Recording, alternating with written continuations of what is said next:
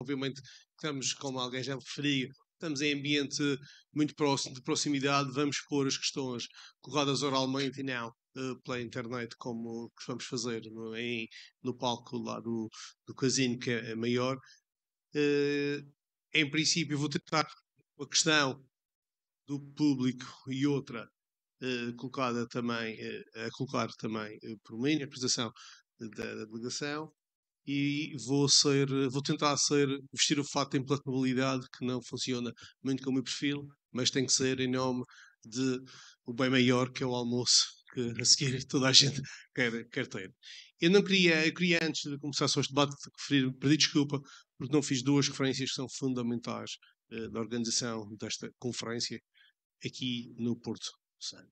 Primeiro é que, obviamente, toda a equipa da delegação regional de Ordens e Economistas, os meus colegas de direção, a minha colega e colaboradora da Ordem, a Dores, e os elementos da mesa da Assembleia Geral da Delegação Regional. Fundamental foi o apoio e o incentivo e o carinho que os 4 principais em dimensão, que isto de ser principal, temos que usar alguma métrica, em dimensão, grupos hoteleiros que operam na Madeira deram ao suporte desta iniciativa quando tomaram conhecimento dos temas que iam ser abordados. E também uma palavra especial é um desses grupos hoteleiros, sem discriminar, que é o Grupo Sousa, que desde o início, também com a questão do transporte, ou seja, é um grupo hoteleiro, mas tem a questão adicional do transporte, abraçou de imediato esta iniciativa, conhecendo os temas que iam ser abordados, reconheceram de imediato a sua importância. Têm em comum, tal como todos nós que vivemos cá na Madeira, as pessoas de cá do Porto Santo, eles têm a pele no jogo. Nós dizemos em gestão, skin in the game. Eles arriscam, eles têm muito a perder. Eles, os seus fornecedores, os seus colaboradores, o Estado, a função pública, que depende, obviamente, e também existe para servir todo este microambiente em que precisa de todos e precisa, especialmente, do sucesso económico. Eu não fiz essa referência ainda há pouco, peço desculpa aos dois grupos, quer da equipa, quer dos pensadores, e com este feito, tentando retratar ao máximo esta minha falha, vou dar início, seguindo o que aprendi ontem, vou seguir a ordem dos oradores, começando aqui pelo professor João Batista. Eu vou. Se alguém quer fazer alguma pergunta ao professor João Batista, alguém. Então, faço eu a minha, que eu acho que há que. Sr. Roland.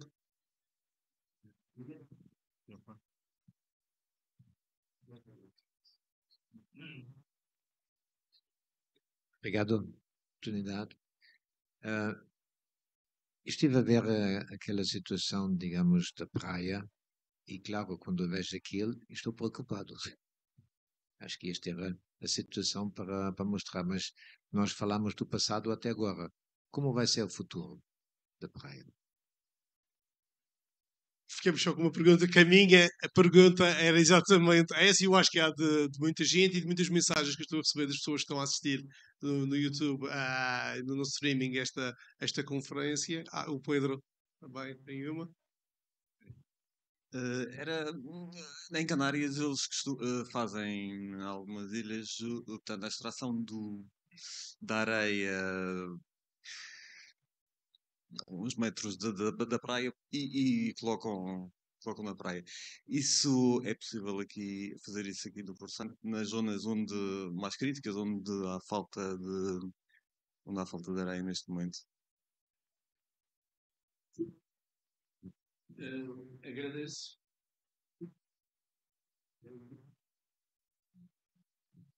Agradeço as duas questões colocadas. A primeira do Roland. Muito obrigado. Não podemos fazer previsões nem futurologia relativamente à Praia do Porto Santo. Podemos, de facto, fazer projeções. E essas projeções, como tive a oportunidade de ver, depende de muitos fatores, não só os de caráter antrópico, mas dos fatores naturais, nomeadamente as alterações climáticas e os períodos de tempestade, a elevação do nível médio da água do mar, portanto, como vimos em 2016 e 2019 provocaram, portanto, desde o setor nascente da praia até o hotel Vila Baleira Suítes, na Lua-Mar, a perturbação que tiveram no cordão dunar. Agora, o que podemos dizer é o seguinte: se verificarem condições extremas do ponto de vista de condições meteorológicas, como as que têm se verificar em 2016 e 2019, a taxa de erosão, a taxa de recuo será igualmente grande. E a transferência de toda a areia que será erodida, portanto, no cordão dunar, será transferida para a praia. E depois da praia, para onde é que ela irá se depositar? Como é que ela se vai regularizar ao longo da praia? Como é que é essa transferência? Referi o balanço sedimentar. Vai ficar fixada só no seu solo central, vai passar para o setor oriental da praia ou não. Portanto, daí a monitorização da praia ser muito importante e ser feita durante o período de inverno, outono e inverno, e também, pelo menos, uma vez por ano no período de verão. Essa monitorização pode ser pelos métodos clássicos de topografia e que, de certa forma, a Secretaria Regional do Ambiente, Recursos Naturais e Alterações Climáticas tem várias equipas de topografia e a Faculdade de Ciências da Universidade de Lisboa a dar apoio nesses trabalhos, e nós, na Universidade de Aveiro, também continuamos a desenvolver esses trabalhos de forma autónoma, financiada pela minha unidade de investigação, a Geobiotec e a própria Universidade. Vamos ver o que é que o futuro nos reserva. E quando disse estratégia, atitude e compromisso, nós temos de ter um compromisso neste momento para 3, 5, 10 anos. Porque é o que as empresas seguradoras, as capitais de risco, quem tem os bens em risco, nomeadamente quem quer investir em novas unidades hoteleiras, quando vai pedir empréstimos à banca, as companhias de seguradores dizem o seguinte: é por quantos anos? É por 25? É por 30? É por 50 para ser amortizado? E como é que vai estar a praia daqui a 50 anos? Hoje em dia, as equipas técnico-científicas dedicadas ao estudo de dinâmica de litoral não conseguem dar previsões ou projeções, melhor dizendo, para um período superior a 10 anos. É isto também que está aqui em questão. E que ações? Várias ações. Eu vou responder à segunda questão colocada ali pelo colega. A experiência tem demonstrado, em 2005 e 2008, quando se fez a dragagem do Porto de Abrigo, do Porto Santo, de acordo com a tabela que eu apresentei, a areia foi colocada no setor nascente da praia, entre a foz da Ribeira da Vigia e a foz da Ribeira da Praia. Isso, na altura, foi amplamente notificado que uma das operações feitas no período de verão, nomeadamente a de 2008, e que, passado umas semanas, a areia tinha desaparecido toda, completamente, na zona onde tinha sido colocada, que tinha sido sob a praia e a conter toda a base das casas de apoio à lancha que estavam em perigo e em erosão. E na altura até foi notificado de deitar 300 mil euros nitidamente ao mar. Para esse setor de praia, nós julgamos que a carga solo de grande calibre, isto é, Calhaus, Burgaus, é aquela para travar toda a erosão e toda a remoção que foi tirada daquela praia para a construção do Porto de Abrigo, do molho principal e do contramolho, porque antigamente ninguém carregava os barcos para pôr no interior da casa da lancha.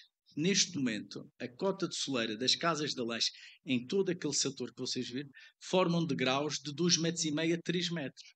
Esses degraus fez à custa da carga solda que foi retirada para enrocamento do Porto de Abrigo, essencialmente, e que não foi reposta. Isto é, entramos num regime de praia altamente deficitário.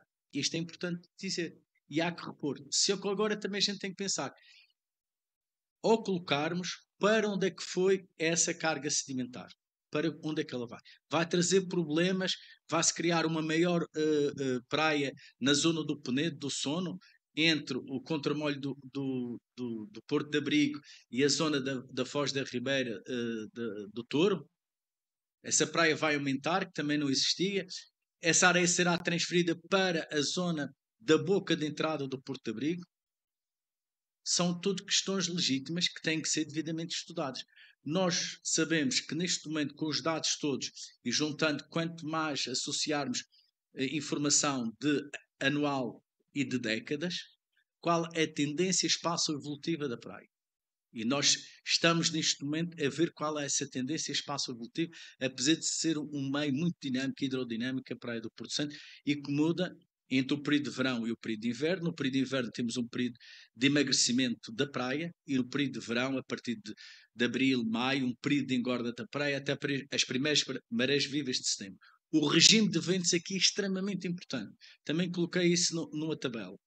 Que há modificações, nós podemos, basta o vento mudar do quadrante norte para o quadrante sul, nós podemos ter acréscimos de areia de 3 metros numa noite, ou essa remoção no espaço de uma noite.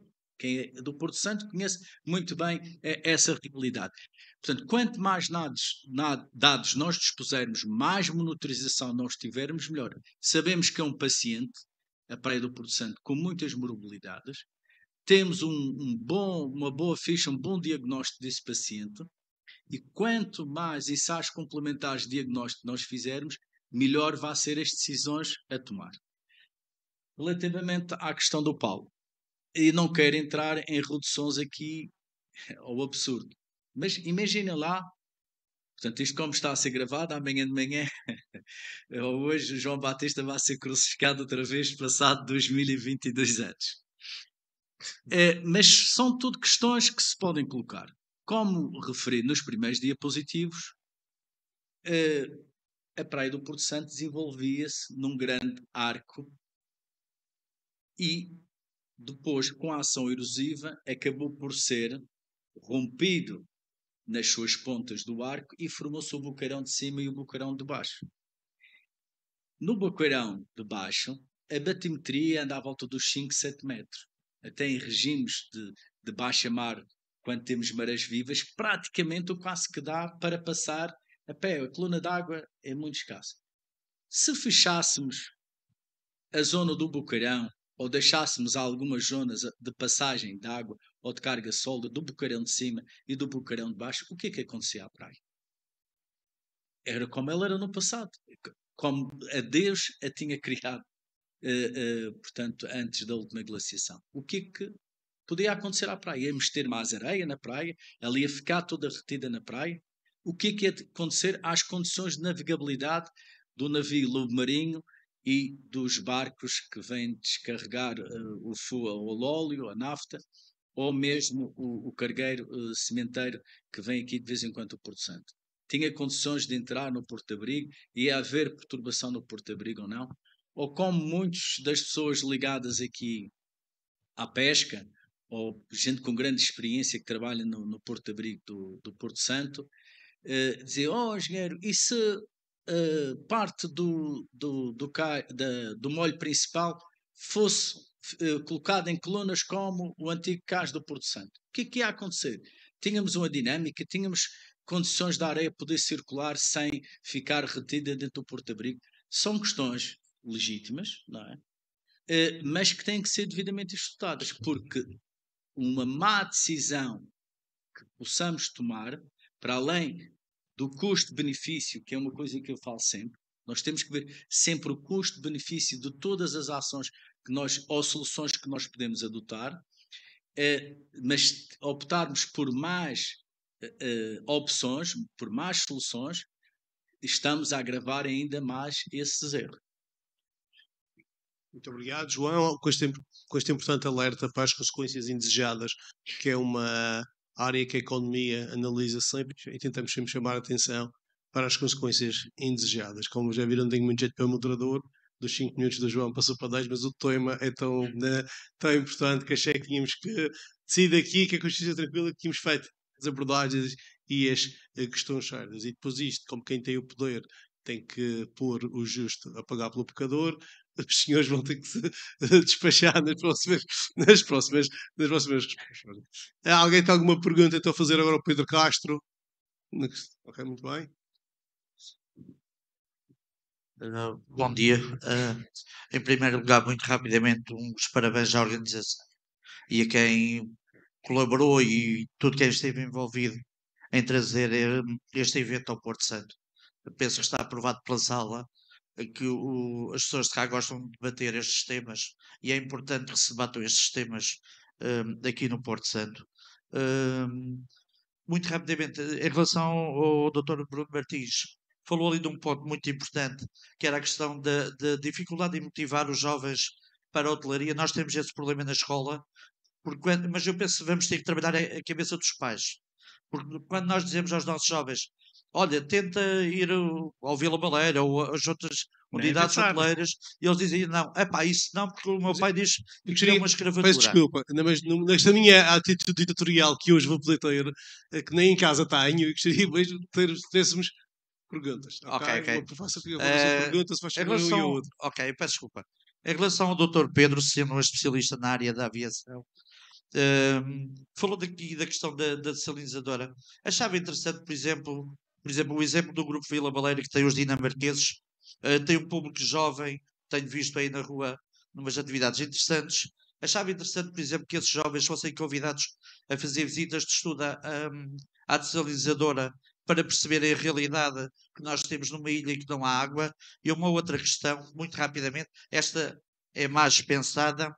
Como nós sabemos, o aeroporto da Madeira tem problemas, nomeadamente com os ventos, e de vez em quando não é funcional. Na minha opinião, e não é um machismo, nem é treinador de bancada, já justifico porque claramente a alternativa ao aeroporto da Madeira é o Porto Santo, portanto seria o plano B. Incrivelmente, da Madeira tem andado em discussões e debates sobre a possibilidade de construir um segundo aeroporto da Ponta do Parque, ou seja, na zona oeste. Eu não sendo treinador de bancada, mas sou geógrafo e sei ler cartas meteorológicas e tudo isso, ou pelo menos tento. Quando o aeroporto da Madeira está fechado, os mesmos ventos que estão no aeroporto de Santa Cruz estão na Ponta do Parque. Ou seja, nós corremos o risco de ter dois aeroportos fechados ao mesmo tempo, porque não queremos aceitar que o Porto Santo é claramente a alternativa à Madeira e depois as pessoas ou vão de barco ou outra alternativa. Portanto, gostaria de saber a sua opinião enquanto especialista nesta área. Ok, muito obrigado pela sua intervenção, pela questão. Aproveito também para colocar mais alguma, porque ontem também foi colocada lá no debate do Funchal, acerca da questão do Funchal, que é, tu lanças o desafio de se olhar para de outros, de combater a descentralização do aeroporto de Lisboa e Porto como únicos pontos emissores ou de ligação deles, de companhias regulares, nesse sentido que estamos aqui a falar, atenção, para o que é para mandar buscar o Porto Santo. A pergunta que foi colocada ontem, ok, que visão então é que tu trazes para alternativas nacionais para o Porto de Lisboa e Porto, com uma ligação, tendo em conta que a maior parte das pessoas não se lembra de Faro, ok, ou o Beja, o famoso, o fatídico aeroporto de Beja, mas ontem até apostaste numa visão, e já tínhamos falado lá sobre isso, gostaria que ficasse bem claro qual é essa tua visão, além das respostas ali. Começando pelos dinamarqueses, os jovens e o interesse pela desalinizadora, eu acho que isso eu não restringia. Eu abria. Os dinamarqueses não têm um problema de água, têm uma sensibilidade enorme para as energias alternativas, sobretudo a do vento, portanto não são sensíveis à água porque há lá muita. Inclusive no verão. Mas eu acho que, e para talvez desenvolver um bocadinho essa ideia, eu acho que o que faz sentido neste momento no Porto Santo é, nestas áreas, criar ciclos de conferências em que convida líderes para debater estes temas. E eu vou-vos contar uma história relacionada, mais uma vez, com a Suíça. A Suíça tem um problema de sazonalidade, mas é ao contrário. As estâncias de ski só vivem no inverno. No verão chegam, epá, não temos neve. Algumas têm, que são os glaciares. Mas também chegam ao inverno e ao verão e não têm nada. Tem lá algumas pessoas que andam a pé, que gostam de, enfim, andar pelas montanhas, mas comparativamente àquilo que existe, à estrutura que existe para o inverno e para o ski, não tem nada a ver. Então, a coincidência, nós aqui ouvimos muito falar de Davos, porque Davos ficou conhecido com a conferência que, por acaso, é no inverno. É uma das poucas. Davos tem todo um ciclo de conferências organizado à volta de temas, obviamente, em montanha, em que a Suíça, em que a região em particular é líder e, portanto, faz sentido ter lá essas conferências. Aqui eu acho que há temas de liderança. Este, para mim, reparem, e eu digo-vos isto a sério, quando eu li aquela capa do Expresso, há 40 anos que o Porto Santo faz isto, é chamar-nos estúpidos, não é? Tipo, nós já temos esta tecnologia, nós já fazemos isto no país, não é na China ou não sei onde, não, é aqui mesmo. Portanto, esta questão de criar, a questão também do Uber Taxi, hum, isto envolve problemas de regulação que não estão resolvidos, envolve pessoas terem de falar sobre estes temas, envolve, como disse, introduzirmos um mercado de teste. Está predestinado a ser aqui. Imaginem vocês poderem apanhar diretamente a tal senhora velhinha que estava na maca, poder ir diretamente daqui, da sua casa, para o Hospital do Funchal. Eu sei que provavelmente existe o INEM, não é? Que também é para os casos graves, mas pelo visto o caso ela não era o grave o suficiente para ter direito a esse helicóptero, não é? Portanto, e não é isso que estamos a falar verdadeiramente de um Uber, como se fosse um Uber, mas a única diferença é que é um táxi aéreo. Só que essa diferença de ser um táxi aéreo é uma novidade de tal forma grande que vamos ter coisas a viajar, carros a viajar no céu, que nós temos que regular isto. Portanto, este tipo de conferências de inverno, trazer este tipo de pessoas de debate para a ilha, num tema que pode ser vossa especialidade, acho que isto é importante.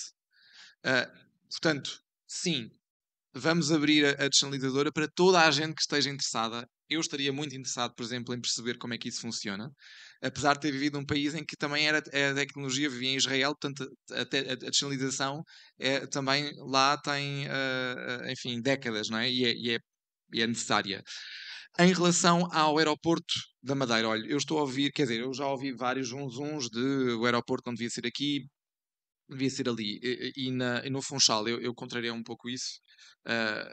Acho que é um disparate nacional estar-se a falar de aeroportos em geral e construção de novos aeroportos. Eu só entendo isso porque eu sei que o negócio aeroportuário é sobretudo um negócio em que engenheiros enriquecem muito, em que companhias de construção enriquecem muito e em que políticos corruptos também metem muito dinheiro ao bolso. E, portanto, nesse sentido é que eu posso entender qualquer debate que tenha a ver com um aeroporto, qualquer que ele seja, neste país. Madeira incluído, se quiser incluir aí outras coisas, também pode. Em relação à questão do Paulo, não sei se vou conseguir respeitar os 5 minutos, porque acho que há uma parte que é decisor político. Acho que há uma parte em que o decisor político está disponível a, pelos vistos, investir um novo aeroporto na Madeira. A, pelos vistos, fazer um novo megalómano aeroporto para a zona de Lisboa, que dizem ser nacional. Portanto, há essa disponibilidade, como há disponibilidade para fazer estádios de futebol, não é? E depois, de repente, epá, vamos ali alargar uma pista não sei onde, ou vamos aproveitar a infraestrutura que nós temos. Não, aí já não há. Aí já não temos. Portanto, acho que há uma parte de decisor político que está a falhar e que nós temos que exigir. E há uma parte da iniciativa privada, e temos aqui o Bruno ao meu lado, que é um exemplo disso, que quando lhe dizem não, ele diz, não o quê? E fez o voo Porto Santo Cascais. Portanto, há esta questão que eu acho que é importante entre regiões se criar. Todas as regiões em Portugal, todas, exceto a de Lisboa, se queixam do lisboacentrismo.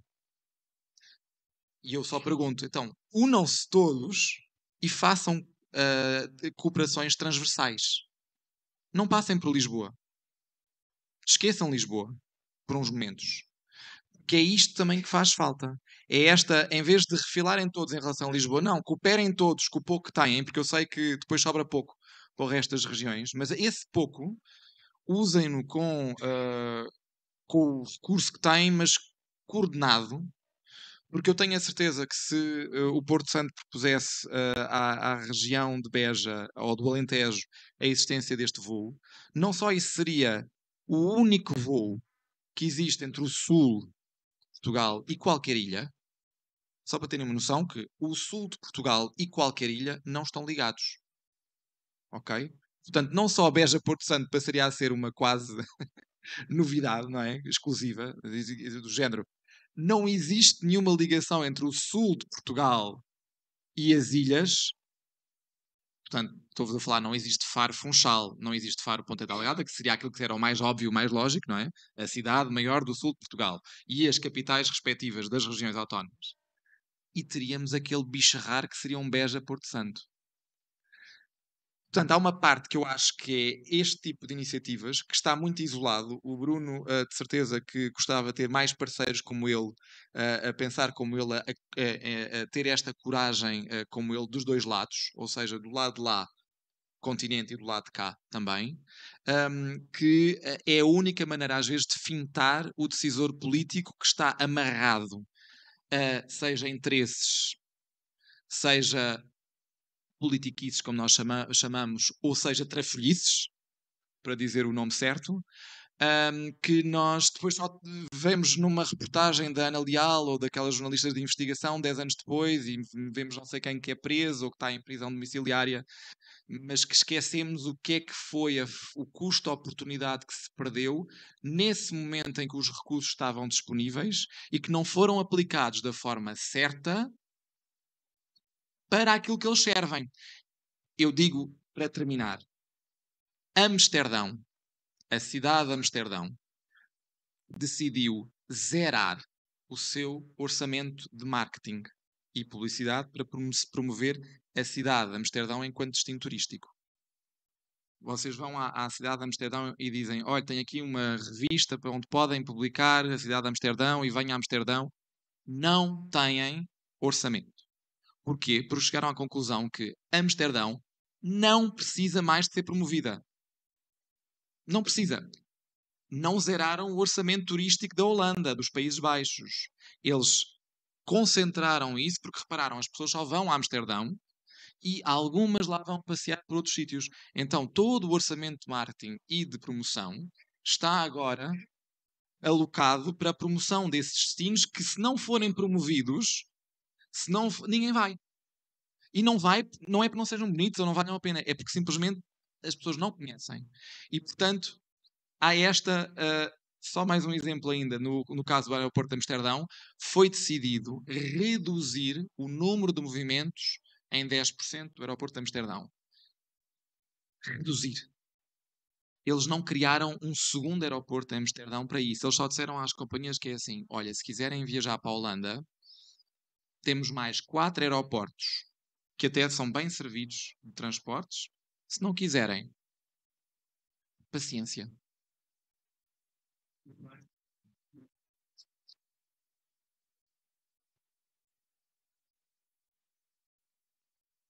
Última questão aqui ao Bruno, antes que eu queria muito que o víssemos com alguma atenção, ou com toda a atenção, o que o Sr. Bastonário vai nos dizer no encerramento desta sessão. Desde já digo que supera de lado todas as minhas expectativas. Se alguém colocar uma pergunta ao Bruno, eu tenho uma. Bom, eu não vou falar muito e vou fazer agora uma pergunta. Não, vi que ninguém fez uma pergunta. Exatamente. Porque eu tive a ouvir ali tantas vezes custos. Depois eu preciso as receitas. O que é que corre mal? Porque nós precisamos custos e a formação Eu e falo de aquilo uma forma que é. geral. Okay. Onde quer-se bater, o que é falta em geral? Esta é uma resposta, acho que é meia hora. Acho lá que ele consegue fazer em 2 minutos. Não, eu fiz esta reflexão porque é algo que se pensa. E só para também a minha é a ver mais genérica que tanto solução. Que a Margarida Almeida, na questão também dos recursos humanos, ontem na Madeira levantou a questão que é de custos, ok? Sim. Mas depois a questão acaba nas receitas, que é, nós temos uma carga fiscal enorme sobre o trabalho, é que é visível para o trabalhador e é que não é visível sobre o trabalhador, que é a questão da segurança social, do custo do setor. O trabalhador custa o dobro daquilo que recebe líquido, ou seja, que o patrão está para aquele trabalhador a pagar o dobro, para o trabalhador vale o dobro financeiramente do que aquilo que o trabalhador percebe-se como seu rendimento, que é um desfazamento de prestação de qualidade, que o patrão efetivamente paga o dobro. Ou seja, tu vales o dobro do que julgas que vales para mim. É um português. É um custo. E depois esta questão, que no fundo só custos. Ontem uma questão que se levantou foi, ok, eu vou somando custos, mas chega a um ponto que das duas uma, ou as empresas absorvem com o seu capital acumulado, ou com a sua pouca margem, porque as empresas têm margens limitadas porque concorrem umas com as outras, não têm essa capacidade de retenção, de absorção, ou absorvem elas a margem aumentando os custos, não conseguindo passar para o cliente final mais preço, ou então vão passar preço, mas o cliente não aceita aumentos de preço a torto e a direito, tem que haver um aporte adicional de algo diferente, senão, se a cobrar mais, já estava a cobrar há 2 anos, não precisava estar a cobrar mais agora. Não, eu tenho que enquadrar aquilo que eu pus foi uma forma generalizada, porque nós estamos, e estou a falar no momento atual, porque o que nós sentimos este verão, e penso que outros sentiram, é que de repente houve, devido à falta de mão de obra qualificada, a exigência de aumentar vencimentos foi imediata e os negócios não estavam preparados para isso. Obviamente que aquilo que nós também herdámos ao longo dos últimos anos, e tem sido uma conversa que eu por vezes tenho, é alguma desvalorização da mão de obra qualificada na hotelaria, daí a perda de algum interesse, e todos os negócios são feitos com base nas receitas. E ainda há pouco estávamos a falar da parte da manhã. Portugal, e quando digo Portugal, enquadro Madeira, enquadro Porto Santo, Portugal não é o mesmo que há 15 anos atrás. Hoje é um destino altamente reconhecido a nível internacional, está na Europa, é um país belíssimo, tem recursos humanos, tem hotelaria e é barato. E é barato porquê? Porque os nossos preços, infelizmente, e basta olharmos para os nossos preços de alojamento, excetuando alguns casos raros, não é? de sucesso, mas na verdade os preços médios são preços médios inferiores, bastante inferiores a outros locais, a outras regiões, se calhar com os mesmos recursos ou até inferiores, em todos os níveis. E nós temos que tentar nos vender ao preço correto das pessoas que temos a trabalhar na indústria e das infraestruturas que nós temos e dos serviços que prestamos.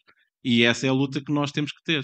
Portanto, neste momento, a percepção que existe, e eu falo da minha experiência, da minha percepção que eu tenho, é que, de facto, em termos empresariais, não há uma aposta concreta e é visto como tal custo, porque, de facto, hoje e neste ano que passámos, houve aqui, de repente um desfazamento e aí está a obrigar a todos a mexerem nesta área. E todos vão ter que repensar o negócio como tinham até antes, inclusive é nós. Mas nós aqui no Porto Santo temos aí uma outra particularidade, é que não estamos num ambiente estável.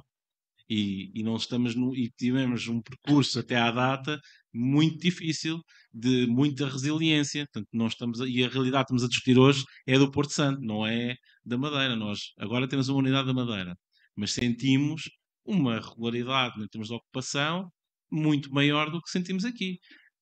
E há pouco estávamos a falar que a diferença da Madeira para o Porto Santo é que mais ano, menos ano, vai havendo umas variações, mas mais ou menos as ocupações mantêm-se. No Porto Santo é uma questão de há ou não há. E o há ou não há é entre ter 46 pessoas a trabalhar e ter 170. E isto diz tudo. Claro, as empresas defendem-se na própria política de recursos humanos até à data porque foram forçadas e fomos forçados a isso. Agora, estamos numa altura pensamos nós, de viragem. Temos uma operações e ainda há pouco estávamos a falar, 6 anos numa operação de inverno da Dinamarca é jovem, é uma operação muito jovem e no mercado que tem menos população que Portugal. Portanto, nós temos que pensar que isto de um momento para o outro pode desaparecer. Portanto, e claro que as empresas não podem fazer um investimento ou não podem pensar muito mais além. Eu tenho imensa dificuldade em fazer previsões, então todos nós temos nesta altura. No Porto Santo é ainda mais difícil, porque de repente sai um avião, desaparece tudo, fecha-se o hotel, pronto. E quando digo fecha o hotel, vai tudo atrás. É restaurantes, é comércio, é tudo. É serviços prestados, é empresas de viagens de turismo. Na Madeira, felizmente, não há tanto esse problema.